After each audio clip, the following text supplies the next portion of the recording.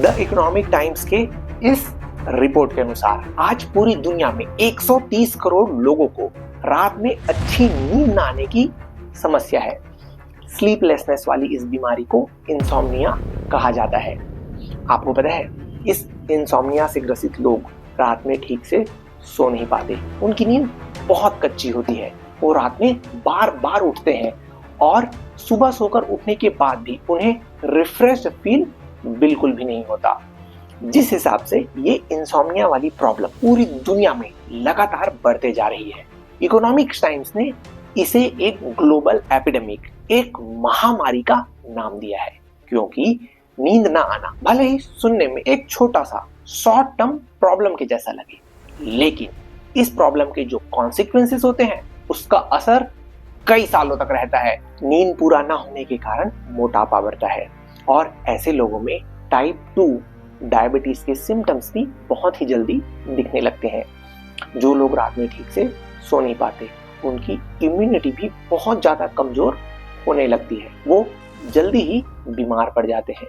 सर्दी, खांसी और बुखार जैसे छोटे मोटे इन्फेक्शंस का कंटिन्यूअसली होते रहना इज वेरी कॉमन। इंसोम्निया से ग्रसित लोग किसी भी काम पर ठीक से फोकस नहीं कर सकते और ग्रेजुअली उनका मेमोरी लॉस भी होने लगता है। आप समझ सकते हैं, ऐसे लोगों में डिप्रेशन और एंजाइटी के लक्षण का दिखना बहुत ही स्वाभाविक सी बात है। इससे भी बुरा, जो लोग रात में अपनी नींद पूरा नहीं करते, वो लोग अननोइंगली हाई ब्लड प्रेशर मतलब हाइपरटेंशन, हार्ट डिसीज और स्ट्रोक जैसी खतरनाक मेडिकल कंडीशंस को इनवाइट कर बैठते हैं। रात में नींद पूरा ना करने के कारण हमें क्या क्या परेशानियां उठानी पड़ सकती है, नो डाउट उसकी लिस्ट बहुत ही लंबी है। ये तो हमने समझ ही लिया, पर इस समस्या का समाधान क्या है? अब कोई जानबूझकर ये तो नहीं चाहेगा कि उसे रात में नींद ही ना आए, right? We'll talk about the solutions in detail after some time.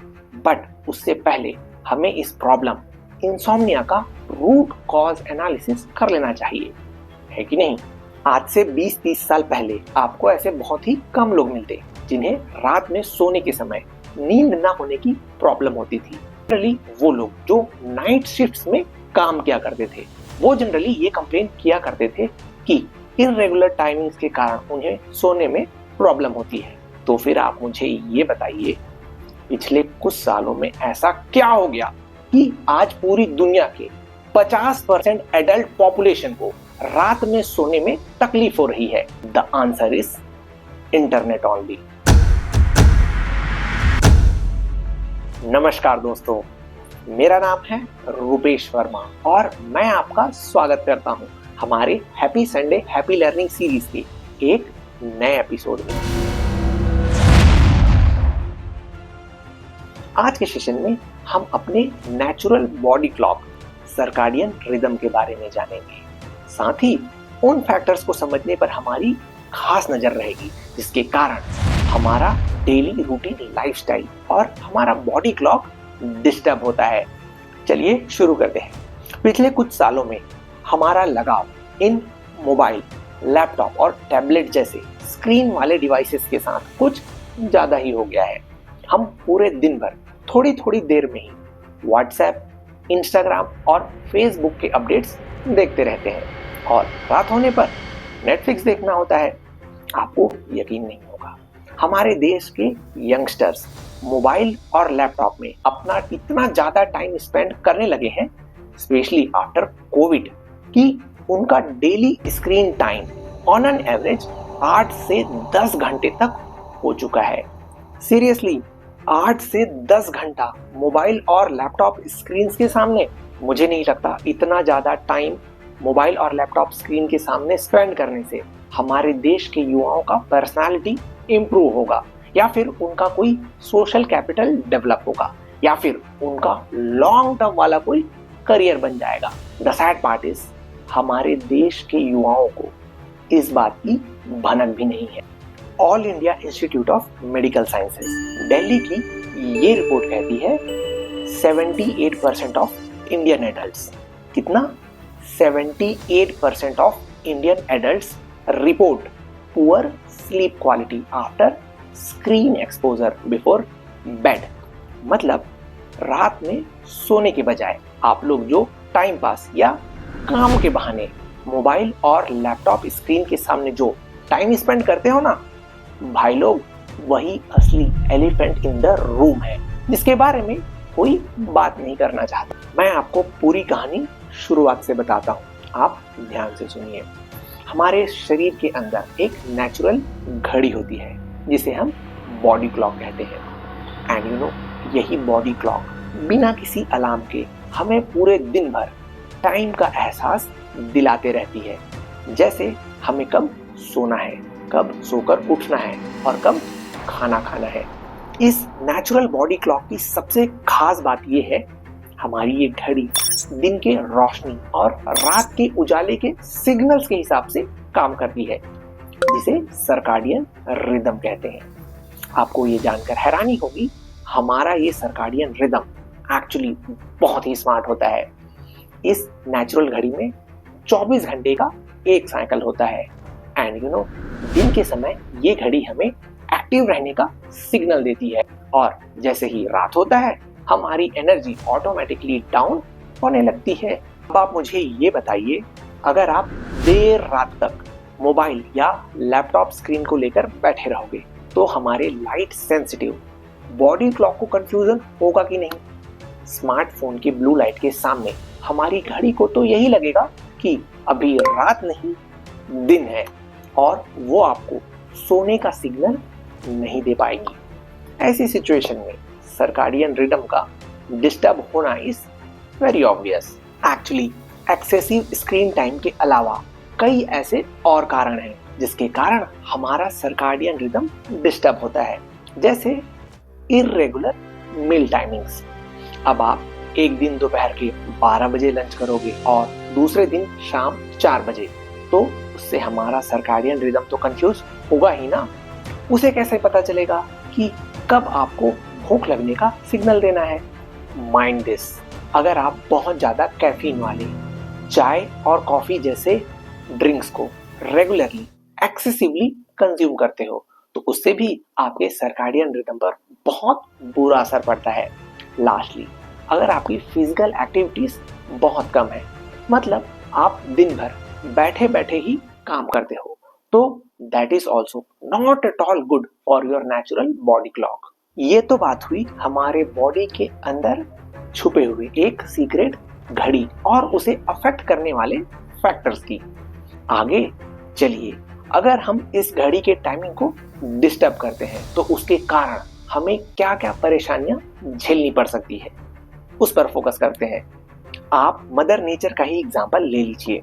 आपको ध्यान हो, एपिसोड नंबर 89 में हमने डिस्कस किया था कि अगर हमारे प्लैनेट का एवरेज टेम्परेचर बस 1 या 2 डिग्री ही और ज्यादा बढ़ गया तो उसके कारण हमारे धरती के नेचुरल इकोसिस्टम्स का बैलेंस इतना ज्यादा बिगड़ सकता है कि हम इंसानों का इस प्लैनेट अर्थ में सरवाइव करना भी मुश्किल हो जाएगा। ठीक उसी प्रकार हमारा ह्यूमन बॉडी भी कई सारे कॉम्प्लेक्स प्रोसेसेस से मिलकर चलने वाले एक मशीन के जैसा ही काम करता है। एंड माइंड दिस, हमारे सभी के सभी बायोलॉजिकल प्रोसेसेस आपस में इंटरकनेक्टेड होते हैं। मतलब अगर आप रात में ठीक से नहीं सोते तो there is a high chance कि आपको एसिडिटी की समस्या का भी सामना करना पड़ सकता है। और दोस्तों, पूरी कहानी का सार ये है, हम अपने natural body clock circadian rhythm को डिस्टर्ब करना 1% भी अफोर्ड नहीं कर सकते। एक अकेले स्लीप साइकिल के डिस्टर्ब होने के कारण कितनी बड़ी परेशानियों का पहाड़ हमारे ऊपर आ गिरा था, ये तो आपने देख ही लिया है। And there is no doubt, circadian rhythm के डिस्टर्बेंस के कारण इंसोम्निया के अलावा भी कई और तरह के लॉन्ग टर्म और शॉर्ट टर्म कॉम्प्लिकेशंस हमें झेलने पड़ सकते हैं। आई विल टेल यू, जब कभी आप किसी प्रॉब्लमेटिक सिचुएशन में फंस जाते हो तो आपके बॉडी में एक हार्मोन का सिक्रीशन होता है जिसे कॉर्टिसोल कहते हैं। अगर इस स्ट्रेस हार्मोन का सिक्रेशन जरूरत से काफी कम हुआ तो आपको छोटे मोटे चैलेंजेस भी बहुत ही भारी भरकम लगने लगेंगे। और अगर इस स्ट्रेस हार्मोन का सिक्रेशन जरूरत से बहुत ज्यादा हो गया तो that is also a very big problem. क्योंकि वो हमारे इम्यून सिस्टम को कमजोर बना सकता है। आपको पता है, जो लोग अपने बॉडी क्लॉक के हिसाब से नहीं चलते, रैंडम टाइम में खाते पीते हैं, रैंडम टाइम में सोते हैं, ऐसे लोगों का प्रीमेच्योर एजिंग होना तो पक्का है। आपको एक 40 साल का इंसान भी 60 साल के सीनियर सिटीजन के जैसा लगने वाला है, क्योंकि उन लोगों ने कभी भी अपने नेचुरल बायोलॉजिकल क्लॉक को फॉलो करना सीरियसली नहीं लिया। और बिल्कुल इसका उल्टा, एक 75 साल का इंसान भी पूरे देश और पूरे दुनिया को अपनी एनर्जी और स्फूर्ति से इंस्पायर कर सकता है। You know whom I am referring here? आप अपना जवाब मुझे कमेंट करके बताइए। सर्काडियन रिदम के साथ किसी भी प्रकार की छेड़खानी करना हमारे लिए बहुत ही ज्यादा नुकसानदायक हो सकता है, इसमें कोई दो राय नहीं है। लेकिन अगर हम इस सर्काडियन रिदम के साथ सुर में सुर मिलाकर चलने लगे तो उसके क्या क्या फायदे हो सकते हैं, let us focus on that. मेरी नजर में तो सबसे बड़ा एडवांटेज है हार्मोनल बैलेंस, क्योंकि यही भाई लोग तो हमारे मेंटल हेल्थ, हमारे स्लीप क्वालिटी और हमारे बॉडी वेट तक को ऑप्टिमम लेवल पर बनाए रखने में एक महत्वपूर्ण भूमिका निभाते हैं। आसान शब्दों में, जब हम अपने बॉडी क्लॉक के अनुसार बने बनाए शेड्यूल को रेगुलरली फॉलो करते हैं तो हमारा सर्काडियन रिदम भी सही टाइम पर सही सिग्नल रिलीज करता है in the form of hormones. आज जिस इंसोम्निया वाली कंडीशन के कारण करोड़ों लोगों को सोने में तकलीफ हो रही है, वो लोग भी टाइम पर बिना कोई दवाई लिए गहरी नींद में 7 से 8 घंटे बिल्कुल केयरफ्री बच्चों की तरह सो सकते हैं। दिस साउंड्स अमेजिंग, है ना? बस उन्हें अपने नेचुरल बायोलॉजिकल क्लॉक के साथ सिंक में चलना होगा एंड दैट्स इट। हमें अक्सर कहा जाता है, आप अपने दिल की आवाज सुनिए, वो हमेशा आपको सही रास्ता दिखाती है। एक्चुअली ये बिल्कुल सही बात है। यहाँ पर मैं ऐड करना चाहूंगा, आप अपने हार्ट को फॉलो करते समय उस इनविजिबल बॉडी क्लॉक को भी फॉलो कीजिए and I am very sure you will start seeing positive changes around you. और दोस्तों, ये थी कहानी सर्काडियन रिदम की, रुपेश वर्मा की जुबानी।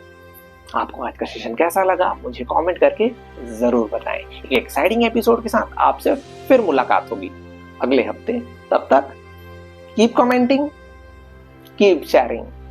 Happy Sunday, happy learning.